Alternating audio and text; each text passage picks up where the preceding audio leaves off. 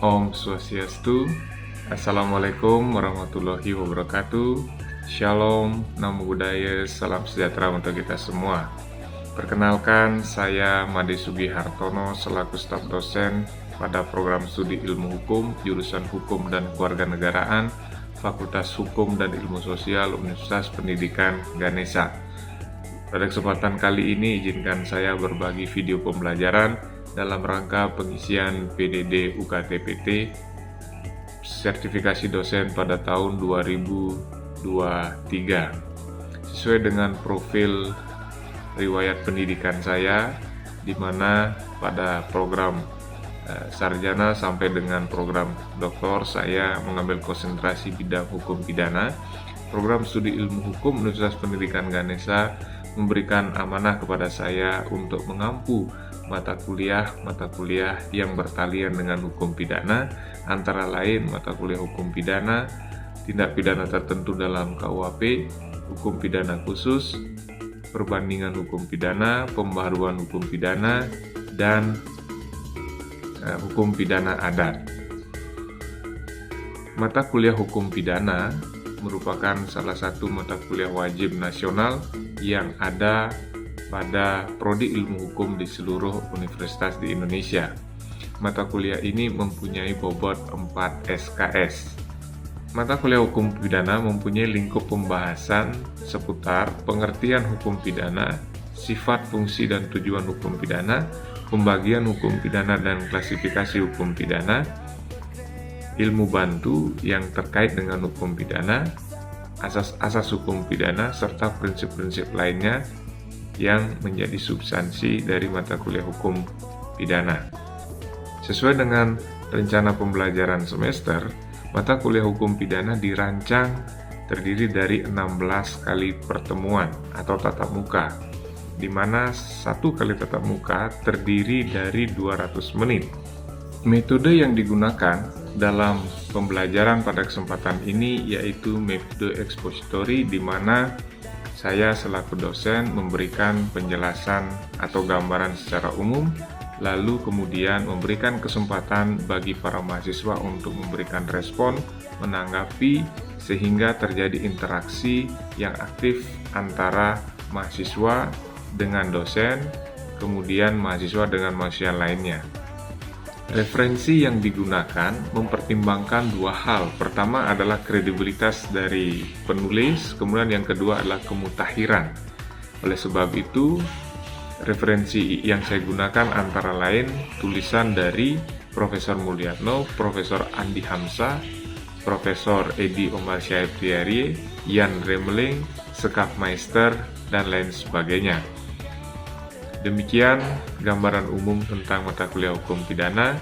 Berikutnya mengenai pembelajaran hukum pidana pada pertemuan pertama ini, mari bersama-sama kita saksikan.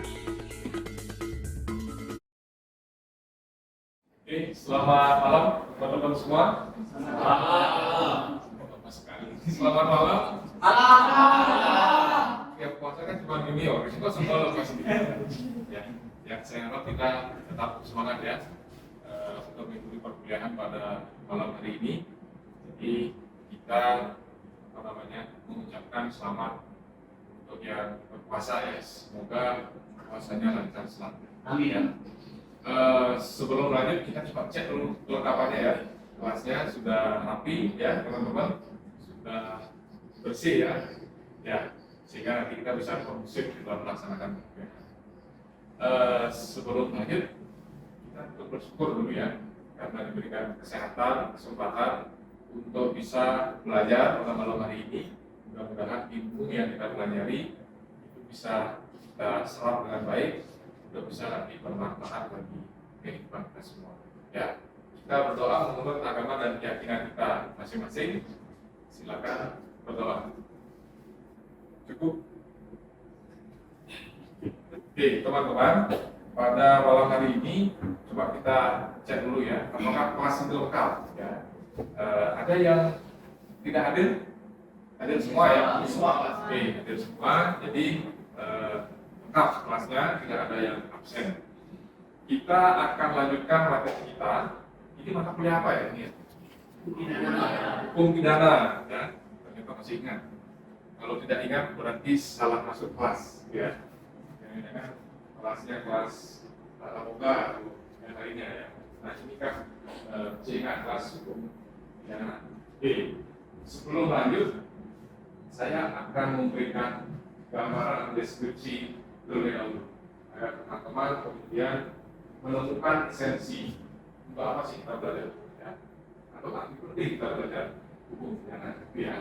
Oke, ada yang pernah mengalami persoalan dalam artian ditilang misalnya? Pernah? Ini bukan karena ilmu hukum ini. Kok malah menganggap hukum ini gimana ini? Biasanya ilmu hukum itu cukup. Siapa yang pernah? Kenapa kamu kok bisa melanggar itu? Apa yang ngerokok? Coba ya, tidak baik ya. Jangan ditiru. Ketika kamu ditilang, setelah rumah itu ditilang. Pada saat penilangan apa yang dilakukan? Boleh apa? Nah, maksudnya diselesaikan di tempat atau di tempat? Jadi tidak dibawa ke pengadilan. Gimana kira-kira? Kalau diselesaikan di tempat itu sesuai hukum atau tidak? Ya, harusnya diproses melalui pengadilan. Nah, kalau sudah sampai di pengadilan, itu biasanya diberikan sanksi atau tidak? Kalau yang melanggar, diberikan sanksi ya? Sanksi apa? Berupa denda. Kalau teman-teman bagi yang melanggar diberikan sanksi denda, senang atau tidak? Tidak ya? Perasaannya gimana? Perasaannya kecewa pada diri sendiri. Uang yang harusnya teman-teman gunakan untuk menghidupi kehidupan sehari-hari, ya, beli makan dan lain sebagainya, harus diberikan atau diserahkan kepada negara. Itu namanya denda. Artinya di situ ada penderitaan. Kalau seumpama itu tidak diproses, yang terjadi apa? Sering melanggar. Kalau banyak yang sering melanggar, potensi yang terjadi apa? Kecelakaan. Jadi kalau banyak yang menerobos lampu merah, artinya sering melanggar dan tidak ditindak, maka akan berpotensi terjadi kecelakaan. Kalau kecelakaan jumlahnya tinggi di suatu daerah, itu kalian hidupnya tenang atau was-was dalam berkendara? Was-was ya? Tiba-tiba mau terobos ada yang, nah kalau istilah di mana negara caplaga di Pengkola itu kan, jadi apa namanya, berpotensi mengalami kecelakaan. Nah, kalau begitu, penting nggak proses hukum itu? Ya, penting kan? Dalam hal ini, karena ujungnya adalah denda, berarti kita berbicara tentang apa? Berbicara tentang pidana. Karena denda itu sama dengan penderitaan. Jadi harusnya kalian bisa makan karena uang yang harus diserahkan ke negara, ya, akhirnya nggak bisa makan. Itu bisa. Satu. Yang kedua, siapa yang pernah mengalami pencurian? Pencurian hatinya? Oh bukan. Pencurian barang maksudnya. HP ya Pak. Atau pernah mendengar atau temannya misalnya mengalami? Pernah mendengar? Mengalami pernah? Pernah ya? Gimana ceritanya coba? Jadi keteledoran saya sih Pak, handphone di kolong motor. Terus jatuh tadi curi? Ditaruh, tinggal sebentar tuh diambil orang. Diambil orang. Perasaanmu gimana? Sakit kan? Gembira gitu. Sedih Pak. Sedih pasti ya. Kalau seumpama ada kehilangan, korbannya sedih, lalu tidak ada proses hukum, yang terjadi apa?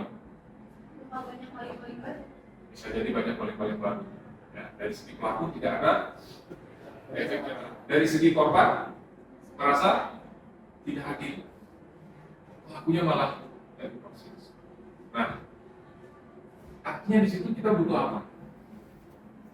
Butuh instrumen peraturan dan penegakan.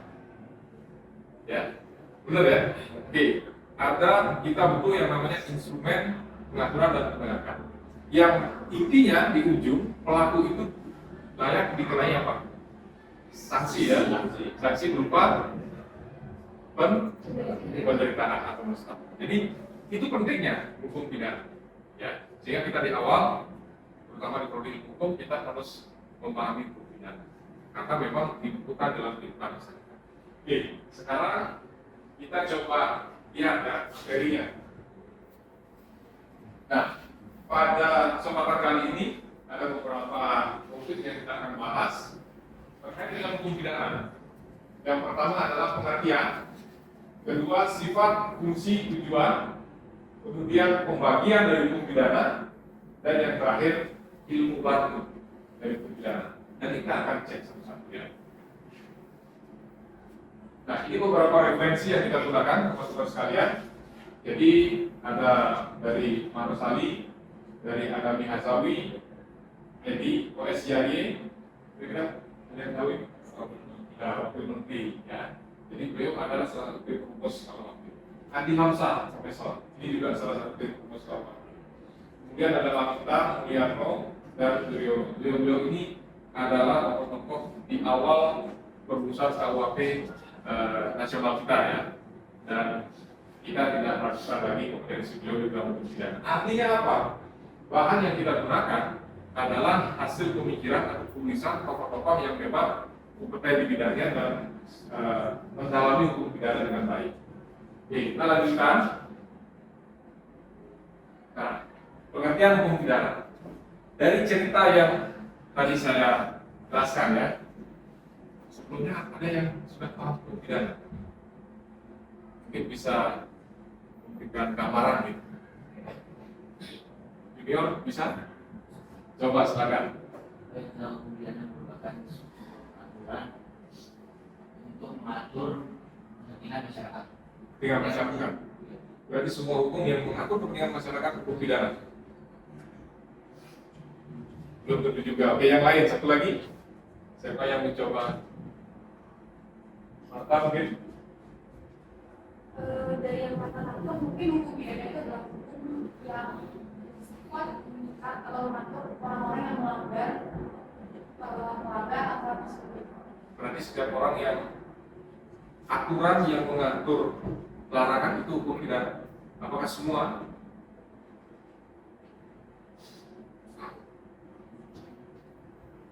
Silakan. Ya. Yang lebih jauh itu memberikan kesetaraan kepada pelakunya dan juga memberikan keadilan bagi korban. Hukum yang mengatur tentang kesengsaraan, artinya penderitaan ya, serta di situ ada keadilan. Oke, coba kita lihat sekarang pendapat dari beberapa tokoh ya. Misalnya yang pertama ada Mesker. Hukum pidana adalah aturan hukum yang mengikatkan kepada suatu perbuatan yang memenuhi syarat-syarat tertentu suatu akibat yang berupa pidana. Ya, pidana. Kemudian Van Hamel, suatu seluruhan dari asas-asas dan aturan-aturan yang ditaati negara, yang mana mereka adalah pengguna ketertiban hukum, telah melarang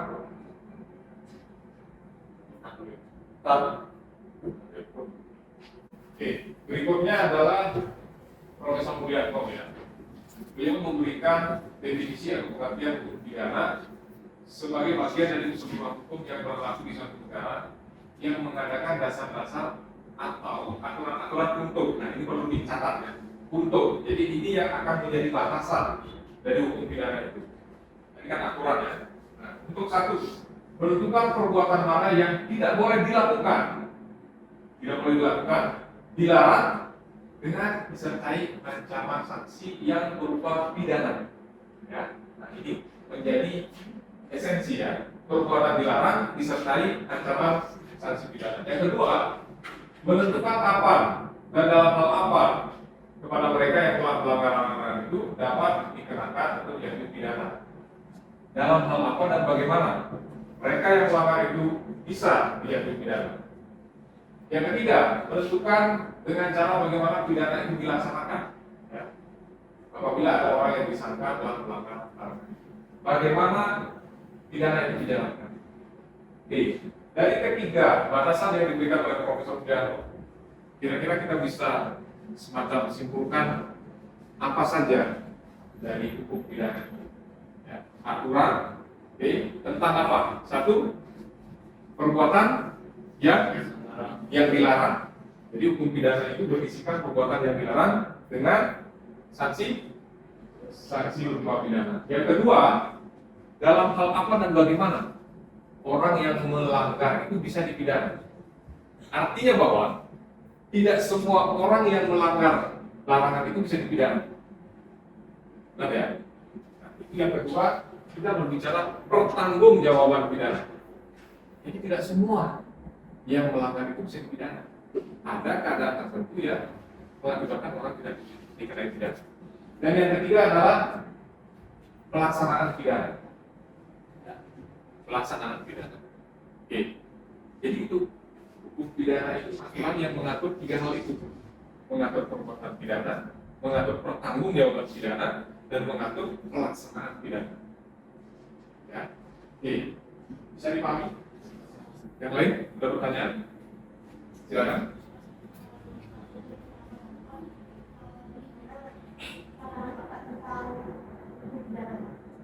Oke, pidana mati, menarik nih. Ya. Bukan karena junior jadi korban, bukan. Ya. Silakan, gimana? Marta. Jadi menurut pandangan saya lebih setuju diadakan, tapi balik lagi kita harus menggunakan Pancasila karena kan ada Tuhan yang Maha Esa, kan nggak boleh aja punya orang itu sembarangan. Cuman menurut saya ada beberapa orang yang memang menurut saya harus diadakan agar tidak terjadinya lagi perbuatan-perbuatan yang sama. Karena kan kalau misalnya di Indonesia, di negara kita sendiri ya, kita bisa rasain banget kalau misalnya orang itu nggak dikasih contoh, dia nggak bakal jerah gitu. Jadi emang harus ada sebuah contoh, cuman memang implementasinya aja yang saya rasa di negara kita karena punya Pancasila jadi kayak kurang. Oke, intinya Marta kontra dengan pidana mati atau pro ya, berarti diadakan. Mungkin yang lain, yang kontra. Kamu pro kontra? Silakan sih. Saya di dokter ambilnya ke pidana mati. Oh. Saya kontra ke pidana mati karena sampai saat ini belum ada penelitian yang menunjukkan bahwa pidana mati itu bisa mengatasi atau mencegah adanya tindak pidana seperti narkotika ataupun itu pembunuhan berencana sampai sekarang kan masih ada. Terutama kalau kita pidana mati bahan di Indonesia masih banyak kayak relasi aja di luar dari Indonesia. Karena narkotika itu di bisnis besar gitu. Apalagi terutama desa. Kemudian pidana mati itu juga melanggar pelanggaran hak asasi manusia. Karena hak asasi manusia itu tidak dapat dikurangi atas dasar apapun. Sebagai hak dasar manusia. Luar biasa, tepuk tangan dulu. Ini kan satu-satu. Nah, saya mau satu lagi nih yang mau berkata. Silakan Pravita. Pro atau kontra? Kalau saya pribadi sih, saya pada sudahnya secara tradisional. Oke, keren. Maksudnya di mana maksudnya? Coba kita lihat di Frankfurt ada pidana mati. Kalau semua ada pidana mati jelas pada hak asasi manusia. Kalau semua kita kontra ada pidana mati, ada tindakan pidana khusus yang dimana salah satunya merugikan orang banyak, korupsi, genosida. Itu bagaimana caranya, bagaimana kemudian itu menyetop aliran jaga tersebut jika tidak ada contoh dari pidana mati. Nah, ketika melakukan pidana mati jelas hak asasi manusia sudah dilangkahi. Mungkin saya juga masih ada beberapa kontra dan itu mungkin bisa dapat pidana. Yes, terima kasih. Lengkap ya, pro kontra dan satunya bingung. Oke, tepuk tangan buat ketiganya. Nah, saya ingin memberikan pandangan seperti ini. Soal pidana mati, ini perdebatan yang tidak berkesudahan. Dari ujung sana sampai ujung sini masih saja berdebat. Karena ada yang pro, ada yang kontra. Dan argumennya sama-sama kuat. Realitasnya begitu. Tapi harus diingat, kita dalam konteks keindonesiaan punya pendirian yang didasarkan pada kondisi situasi yang ada di Indonesia. Persoalan Indonesia sama nggak dengan persoalan di Belanda? Tentu berbeda. Bahwa kita harus membuka mata dengan dunia luar, artinya bagaimana perkembangan yang ada di dunia itu oke. Tapi yang namanya politik hukum itu akan sangat ditentukan oleh situasi dan kondisi dari suatu negara. Dan politik hukum yang dipilih oleh Indonesia adalah masih mempertahankan pidana mati. Ya. Dan itu prosesnya diuji berkali-kali di MK. Ya. Diuji berkali-kali. Kalau mau argumen tadi ya, sama lah, argumen mata, argumen yang di belakang itu sama yang muncul di MK. Tapi MK memutuskan bahwa pidana mati itu masih dikatakan konstitusional. Artinya apa? Kita harus menghormati putusan MK. Ya. Tetapi ada yang menarik teman-teman. Ini KUHP kita kan baru ya. Ada yang tahu undang-undang berapa? Pasal 100. Pasal 100. Oke. Oke. Yang baru disahkan kemarin. Kalian mengikuti ya? Hukuman mati karena Oke. 10 tahun kalau sampai menyatakan. Oke. Betul. Jadi akhirnya perumus KUHP yang baru mengambil jalan tengah, jalan netralitas. Benar. Jadi di satu sisi tetap dipertahankan, tetapi dia menjadi pidana khusus kondisional.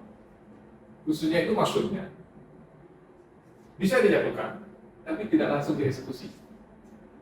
Jadi 10 tahun diuji. Apakah terpidana ini menunjukkan hal ke arah positif? Kalau ternyata dia menunjukkan ke arah positif, bukan positif konsumsi narkoba ya ini, positif narkoba bukan, positif ke arah perubahan perilaku, ya, maka di situ dimungkinkan pidana mati ini diganti menjadi pidana pasal yang tadi sudah disebutkan. Sifat, fungsi, dan tujuan pidana yang namanya keamanan, ketertiban itu kan urusan publik secara luas. Ya. Kemudian kalau itu dilanggar, maka yang maju atau yang berhadapan adalah negara sebagai representasi dari jaksa, sebagai representasi dari negara, publik. Nah, di situ sifat dari hukum pidana itu bersifat hukum publik. Ya. Oke, sekarang fungsi hukum pidana. Fungsinya, fungsi hukum pidana apa? Ketertiban masyarakat. Kemudian tujuan. Ini hukum pidana tujuannya untuk melindungi kepentingan kita. Paham ya? Oke. Kita lanjut. Nah, ini pembagian dari hukum pidana ya. Secara klasifikasi hukum pidana itu memang dibagi menjadi beberapa pembagian ya. Ada yang disebut dengan hukum pidana objektif. Objektif itu artinya objeknya. Objek dari hukum pidana itu apa? Materi muatannya, peraturannya. Gampangnya kalian bisa menemukan di KUHP. Itu. Kemudian di KUHP, objeknya. Kemudian subjektif ya, hukum pidana subjektif. Kita berbicara subjek. Di situ ada yang menegakkan itu tadi negara. Untuk legitimasi negara di dalam melaksanakan itu. Kemudian ada hukum pidana material, hukum pidana formil. Kemudian ada hukum pidana umum, hukum pidana khusus. Umum itu artinya yang diatur di dalam KUHP. Nah, karena KUHP ini berusaha mengatur semua peraturan atau larangan-larangan terhadap suatu perbuatan. Oke, ada umum, ada khusus. Tadi sebelumnya ada apa? Material, formil. Sebelumnya lagi? Objektif. Sekali lagi yang pertama urut objektif, subjektif. Yang kedua material, formil. Ketiga khusus. Ya, itu pembagiannya. Oke, sekarang berikutnya, ilmu yang memahami lebih jauh tentang bagaimana seseorang itu sampai melakukan tindak pidana itu namanya kriminologi. Jadi hukum pidana di dalam bekerja ini sangat membutuhkan kriminologi. Paham ya? Karena kriminologi ini dia menelusuri sampai jauh siapa sesungguhnya pelaku ini. Bagaimana dia bisa melakukan kejahatan. Ilmu yang concern memperhatikan korban itu Ilmu apa namanya? Ilmu apa ini? Victimologi. Asal katanya kan fiktif. Fiktif itu apa? Korban. Ya, jadi ilmu yang logi itu kan ilmu. Contoh tadi kriminologi, kriminal, jahat kan, penjahat. Logi itu ilmu yang mempelajari tentang bagaimana kejahatan itu bisa dilakukan oleh pelaku. Kalau victimologi itu korban, ya. Victim itu kan korban. Nah, yang terakhir ada yang namanya penologi. Penologi itu asal katanya penal. Penal itu apa tadi? Pidana. Penologi artinya bagaimana pidana ini bisa efektif. Ya, tadi siapa yang berpendapat? Pidana mati itu tidak ada statistik yang mengatakan bahwa signifikan mempengaruhi turunnya, kan gitu ya. Nah itu kajian penologi. Jadi di lapas itu bagaimana terpidana ini, narapidana ini diperlakukan, prosesnya seperti apa, sejauh mana ini bisa efektif. Itu namanya penologi. Jadi hukum pidana itu membutuhkan ilmu baru yang bernama satu apa? Kriminologi. Yang kedua, kriminologi. Dan yang ketiga, kriminologi. Bisa dipahami? Bisa ya. Oke, coba kita tarik kesimpulan dari keempatnya. Pertama soal pengertian. Siapa yang bisa bantu saya? Hukum pidana itu apa? Silakan, Balita. Hukum pidana itu merupakan hukum yang merupakan sanksi pidana dalam transaksi perbuatan apa-apa. Hukum yang mengatur tentang bagaimana sanksi pidana itu bisa dijatuhkan. Oke, di hukumnya ada apa? Tadi ada 3 ya. Apa saja? Isinya perbuatan pidana, pertanggungjawaban pidana, dan pelaksanaan pidana. Kesimpulannya hukum pidana itu hukum yang mengatur bagaimana sanksi pidana itu dijatuhkan. Di situ mengandung adanya perbuatan pidana, pertanggungjawaban pidana, ya pelaksanaan pidana. Terus sifat, fungsi, dan tujuan. Sifatnya fungsi kewajiban. Kemudian tujuannya melindungi. Kemudian pembagian. Apa saja? Objektif, subjektif. Terus materi formil. Terus pidana umum dan pidana khusus.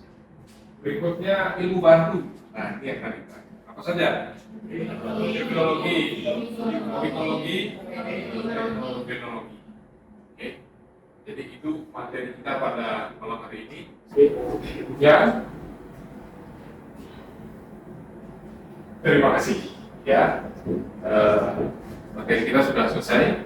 Sekarang tadi kita awali dengan doa. Kita akhiri dengan berdoa. Ya. Terima kasih atas segala berkah beliau sudah memberikan kesempatan untuk kita menerima ilmu. Oke, berdoa sesuai dengan keyakinan masing-masing, berdoa lebih baik. Cukup kita tutup dengan Om Santi. Om Santi, Santi, Santi. Om. Wassalamualaikum warahmatullahi wabarakatuh. Salam namo buddhaya, salam sejahtera untuk semua. Salam. Selamat. Demikian video pembelajaran hukum pidana pada pertemuan yang pertama dari saya. Semoga materi ini memberikan manfaat bagi kita semua sebagai tambahan ilmu pengetahuan. Saya tutup dan akhiri dengan mengaturkan Parama Santi. Om Santi, Santi, Santi. Om. Wassalamualaikum warahmatullahi wabarakatuh. Shalom, namo buddhaya, salam sejahtera untuk kita semua. Salam harmoni.